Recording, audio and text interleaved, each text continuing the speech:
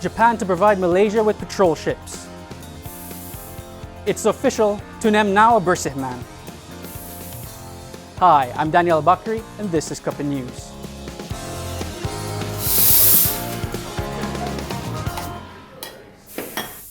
Japan will give Malaysia 2 decommissioned patrol vessels, a move welcomed by Prime Minister Datuk Seri Najib Razak as an aid to promote stability in the South China Sea. Najib's visit to Japan comes just weeks after he was in China on a 6-day visit in which he agreed to buy 4 Chinese patrol boats. Japan is willing to hand over 2 decommissioned patrol vessels to a maritime enforcement agency. Shows the nature of our relationship is now broad-based, and their commitment to ensure peace, stability and prosperity is very much appreciated by the Malaysian government. The Prime Minister's discussions with his Japanese counterpart, Shinzo Abe, also included the planned high-speed rail link between Singapore and Kuala Lumpur, set to be built by 2026. Japan has expressed interest in the project, and Najib said he had assured Abe that the bidding process would be conducted in a fair and transparent way. We seem to be seeing a lot of firsts this year, especially when it comes to local politics. This time is Tun Dr. Mahathir Mohamad, clad in the iconic yellow bersih t-shirt, throwing his weight behind the massive rally. Kita perlu menunjuk perasaan tidak puas hati kita kepada kerajaan melalui penyertaan dalam demonstrasi oleh pihak bersih di dataran mereka dan juga di tempat-tempat lain yang telah ditentukan. Saya harap semua rakyat Malaysia akan menyertai demonstrasi oleh pihak bersih ini kerana mereka bertujuan untuk mencari jalan memulihkan semula negara kita ini dengan menukar kerajaan. A few days ago, Dr. Mahathir, who banned protests and assemblies during his 22 years as Prime Minister, appeared in a video with former enemies DAP veteran Lim Kit Siang and Amanah President Mat Sabu, as well as PKR Vice President Rafizi Ramli, also urging Malaysians to support the Bersih rally. As for UMNO, its information chief Tan Sri Anwar Musa said the party cannot stop its members from joining the red shirts. We are not stopping them. I think the reality, let's be frank about this. Most of the UMNO members at grassroots level, they are not happy with the Bersih things. And some, of course, probably want to join the crowd and join the Baju Merah thing, But that is strictly at the personal level rather than at the organization level. But to what level would their involvement be in the red shirts? Because you've been, I'm sure you've been noticing all these problems that they've been causing with the law enforcement and everything. To what level would it become a problem for UMNO? Well, very simple. We have law. Police have given some, clarification with regard to the status of the gathering, red shirt or yellow shirt. And as far as I'm concerned, it is illegal, not allowed by the police. So if anybody wants to go against the law, it's at their own peril. I mean, they have to be responsible for that. When questioned on a document published by the Sarawak report of an alleged meeting held by Malacca UMNO to rally its members to join the red shirts, Anwar said he was not sure of the matter. Well, they may be not. As far as UMNO is concerned, and I'm being a member of the Supreme Council and also a member of Jawatan Kuasa Pengurusan, we never discuss about this thing. Yeah, but maybe there's if some state want to discuss about the event, I think they can do so. It doesn't mean that they have agreed on anything. Anwar's only advice was for members to obey the law. In the meantime, Jamals' former ally Muhammad Ali Baharum, popularly known as Ali Tinju, lodged a police report against both Bersih 5.0 and the red shirts. Saya lihat Marina Chin dengan keras kepala dia.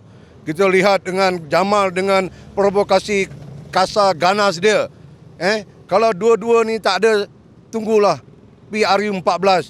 Saya harap pihak DAP, pihak PAN, pihak PAS, pihak UMNO jangan bergaduh. Sampai bila kita nak berpolitik 24 jam? Negara bermasalah hari ini kerana orang politik lah. Buat demo. He also denied accusations linking the Prime Minister and his wife to the Red Shirts leader. Datuk Najib, Perdana Menteri Malaysia dan Datin Sri Rosman Mansor tidak sekali-kali terlibat dengan Jamal ikan ini. Baju merah ni. Dia tidak terlibat. Dia Perdana Menteri, isteri Perdana Menteri memikirkan lebih besar masalah-masalah yang nak bawa untuk memajukan negara. Bukan nak cakap YB Zuraida Ampang ini kurang hajar, biadab, mengatakan Rosman nak sponsor. Meanwhile, the tit-for-tat between Red Shirt leader Datuk Sri Jamal Yunus and PKR Wanita Chief Zuraida Kamarudin continues. Tak londe seluar saya, tali pinggang saya ada 3 ikatan. Tak ada masalah. InsyaAllah seluar saya tidak akan terlondeh, tetapi YB Zuraida jaga-jaga kain anda takut terselak di tiup angin. Earlier during the press conference, the Sungai Besar UMNO Division Chief said he was confident that some 300,000 Red Shirt members from various races and backgrounds would be able to push back the Bersih tide this Saturday. PKR Ampang Youth Chief Datuk Adam Rosli says he's worked hard to generate his wealth, and to shut Jamal Yunus up, he's been advised to declare his assets and income. Adam has been the target of the Red Shirt leader, who's been questioning how the 28-year-old could afford such an extravagant property and a Datuk title at such a young age. That's why I think the best way is just to declare assets. Kalau tidak, membuang masa with all the polemics, and then satu hal lah pula dictionary board nak investigate, nak summon, is unnecessary bureaucracy. I've always said that the best way is just to let's be efficient about it, declare assets, and then it stops there. Rafisi also urged all parliamentarians, party leaders, and even normal party members to declare their assets so that everything is transparent. On the international press highlighting his 18-month jail sentence for leaking 1MDB-related documents, the Pandan MP said it was nothing to be proud about. I wish it's not the kind of headlines that we make lah. I mean, I'm not proud to make international headlines. Because it reflects very badly on Malaysia. People, if you live in the UK, if that ticker tape goes out in Canary Wharf like that, right? People don't say, actually Malaysians are not all like that, it's just Najib. They don't say that. Malaysia is a crooked country. Investors, people who deal will feel like, it's a crackpot country. So he added that the people should question statements made by the top officials, as in the end, what they do affects everyone.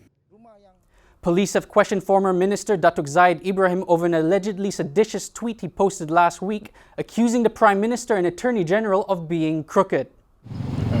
Soalan dia tak banyak. Seperti yang kita tahulah mengenai tweet saya lah. Jadi saya jelaskan.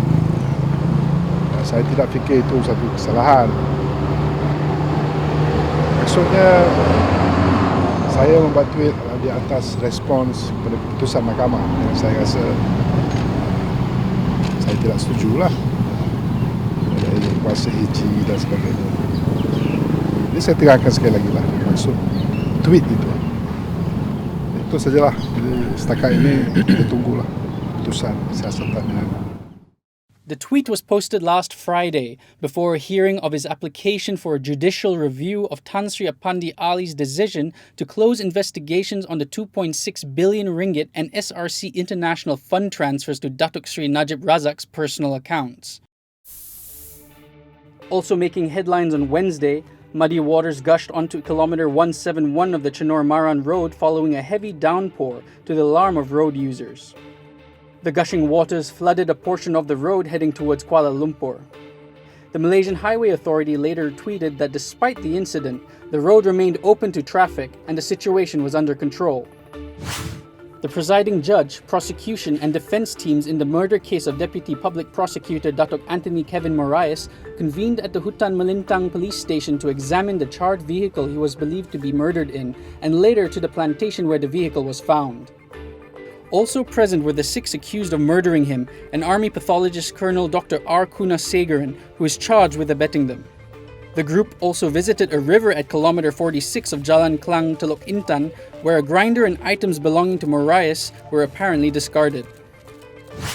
In Malacca, fisherman Ibrahim Mahat got a huge haul, literally, when he discovered a whale shark entangled in his net near the Sungai Duyong jetty. The 1.5-ton shark was kept near the shore for about 12 hours before fishermen, together with officials from the fisheries department, dragged it to shore before releasing it back to sea. Jawsome. Looks like we have a parcel mouth right here in Temerloh Pahang. Much like Harry Potter who can speak to snakes, 31-year-old Fire and Rescue Department officer Abu Zarin Hussein also has a special kind of connection with the reptiles. He now helps the department deal with snakes and is unwavering with his love for them despite being bitten multiple times and going into a coma twice. In other news, Indonesian police have named the governor of Jakarta a suspect in an alleged blasphemy case brought against him by hardline Muslim groups. Basuki Cahaya Purnama, nicknamed Ahok, cannot leave the country while the investigation is underway.